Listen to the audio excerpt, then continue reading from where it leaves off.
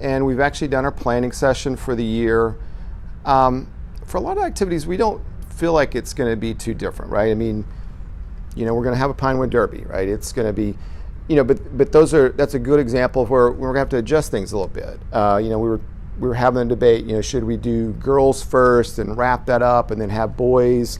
Should we have girls and boys compete? And sort of thought through just the dynamics of, how do we feel like our girls and boys are going to feel about that? And where we landed on that is we're actually going to have a separate girl and boy Pinewood Derby, but they're going to be going concurrently. So the Wolf girls will race and the boy Wolves will race, right? But the winners are going to be kept by girls and boys. We're not going to, in the end, have the two compete because we just don't want to drive that dynamic, right? But most of the other events, we just handle the same way. I mean, recruiting, we're going to handle the same way. I mean, we're going to have boys and girls there. Girls hopefully are obviously targeting other girls. Boys obviously are hopefully targeting other boys. From a family perspective, if you've got a girl and a boy, that makes sense to see both there at the same time. We're open to both.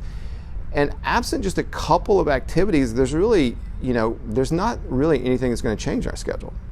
Other than like the Pinewood Derby, the Rain Gutter Regatta, everything else is pretty much going to play out like we normally do. I mean, obviously we'll get in, I'm sure we'll find some things that we hadn't thought about, but we tried to think through, okay, does it need to be different? And again, if you think about it from a family perspective, any campouts, whatever, again, if one sibling's going to go, they're going to want the other one to go. And that's, again, just the underlying tenet that we just keep coming back to. What's going to make it the easiest for the families?